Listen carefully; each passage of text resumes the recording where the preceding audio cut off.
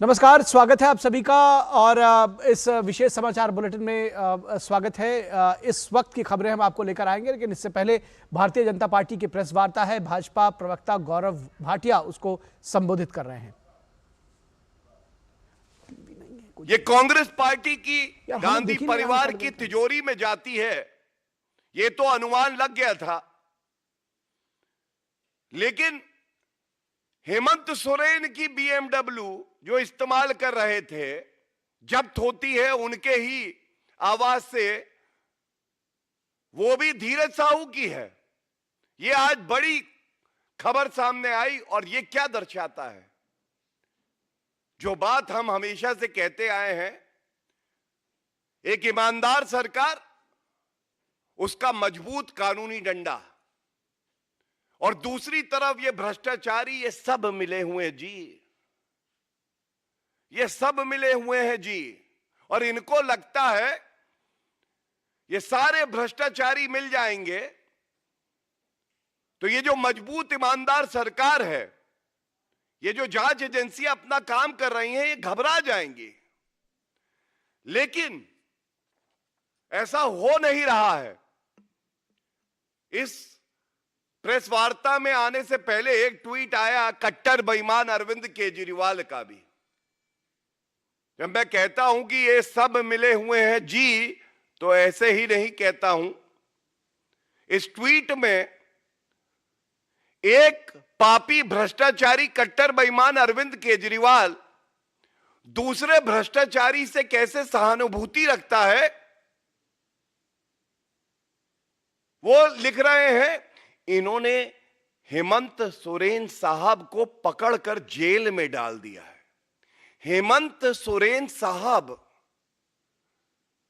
इतना प्यार भ्रष्टाचारियों से, इतनी हमदर्दी। खून का रिश्ता नहीं है ये जो काली कमाई है, ये खून से गाड़ी है, ये रिश्ता वही है। तो कहा जाए ये रिश्ता क्या कहलाता है? काली पापी कमाई का रिश्ता है ये। भ्रष्टाचारी कट्टर बेईमान अरविंद केजरीवाल दौड़ के आए, मेरी तो मजबूरी है हेमंत सोरेन के साथ खड़ा हो जाऊं, क्योंकि भ्रष्टाचार तो मैंने भी किया है। आगे चल के अगर मेरी गिरफ्तारी होती है तो बाकी भ्रष्टाचारी भी इकट्ठे हो जाए। और ये लिखते हैं, हेमंत जी को जेल में डालने के 48 घंटे बाद ये जेएमएम को तोड़ने की कोशिश करते रहे। कल ये ऐसा है, मुझे, विजयन जी, स्टालिन जी को भी जेल में डाल देंगे। अरविंद जी, आपसे जब भी रूबरू होते हैं चैनल्स के माध्यम से, अच्छा लगता है कि तथ्यों पे बात करें, क्योंकि पूरा विश्व जान गया है कि सबसे बड़ा पापी, कट्टर बेईमान, भ्रष्टाचारी कोई है तो वो अरविंद केजरीवाल है।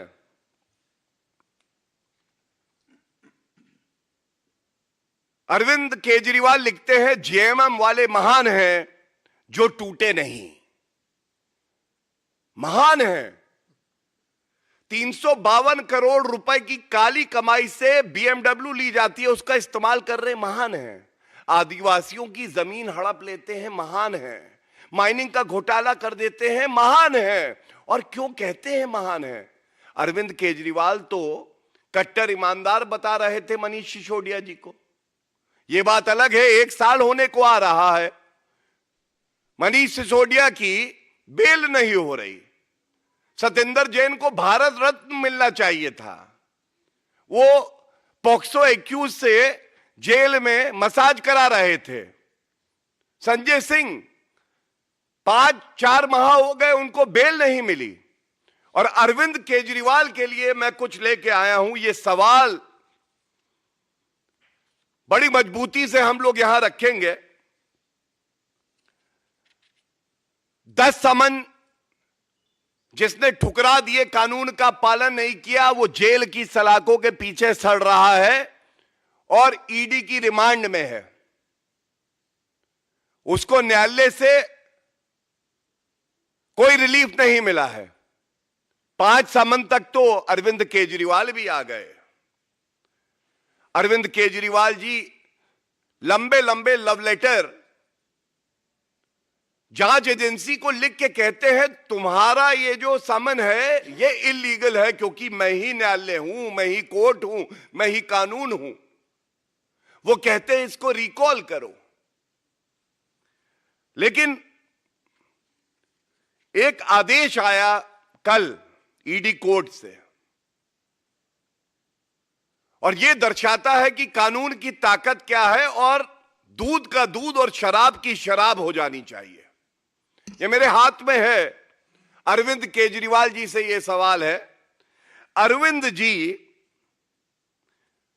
इस आदेश के आने के बाद जहां न्यायालय ने आपसे कहा है कि आप 17 फरवरी को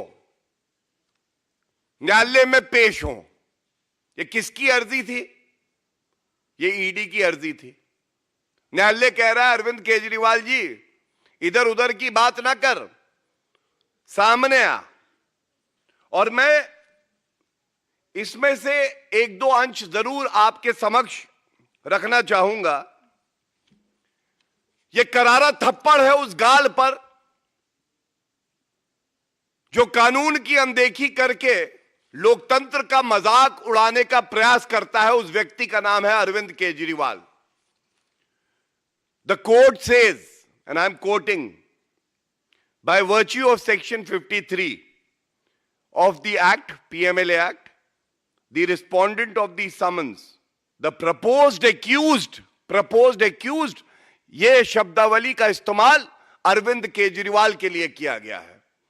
The proposed accused was legally bound to attend in person in pursuance of the same, but purportedly he failed to do so. क्या सारांश आया? संविधान की शपथ ली अरविंद केजरीवाल ने, मैं संविधान की रक्षा करूंगा, पालन करूंगा, कानून का पालन करूंगा।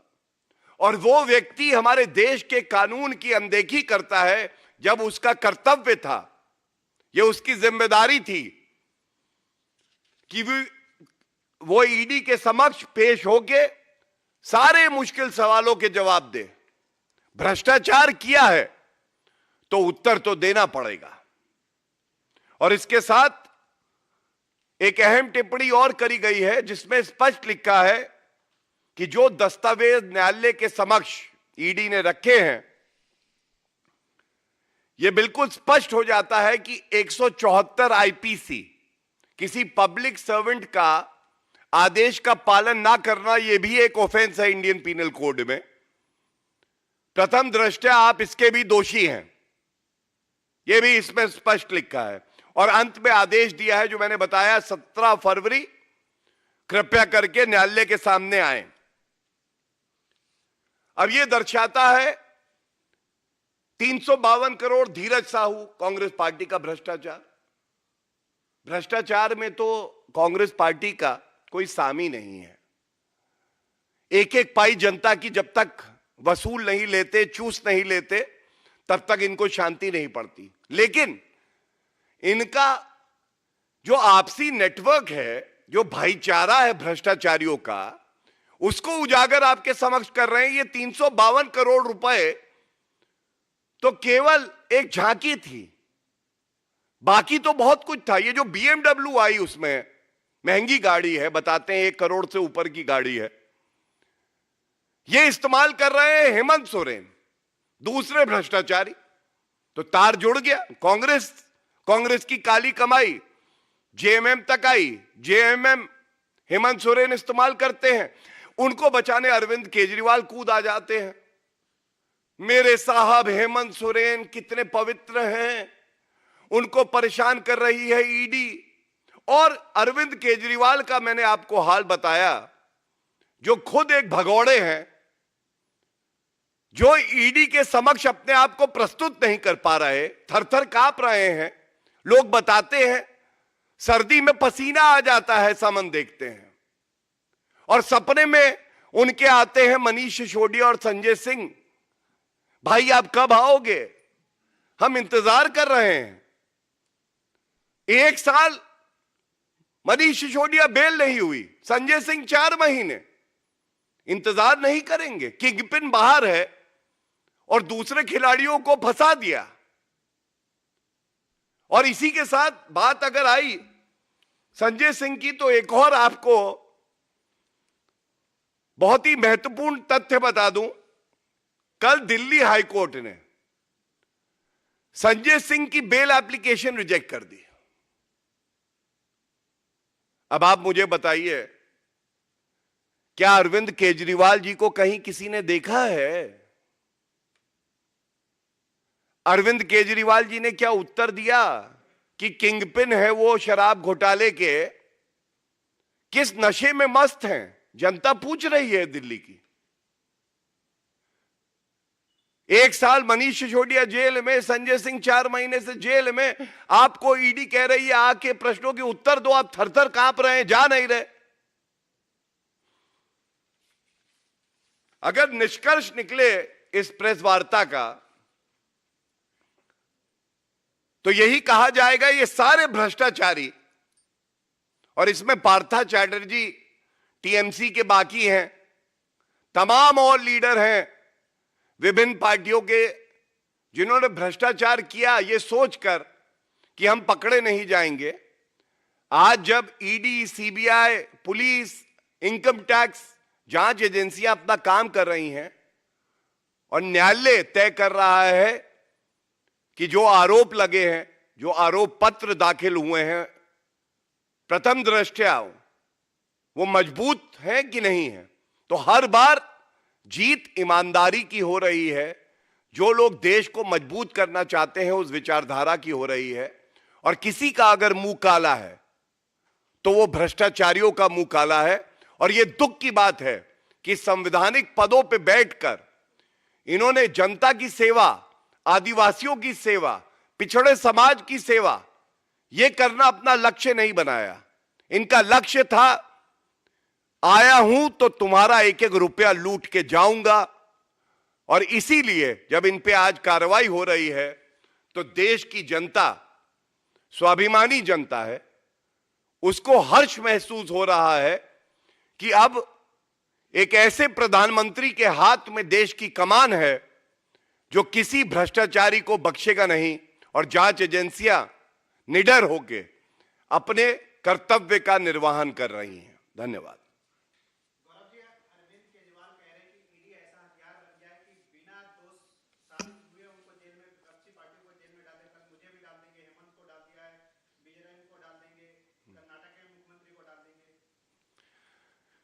देखिए, जो भ्रष्टाचारी होता है वो किसी ईमानदार जांच एजेंसी पर ऐसी टिप्पणी करे, खासकर तब जब सारे कोर्ट ऑर्डर्स मैंने आपके समक्ष रखे, इसके अलावा भी हैं।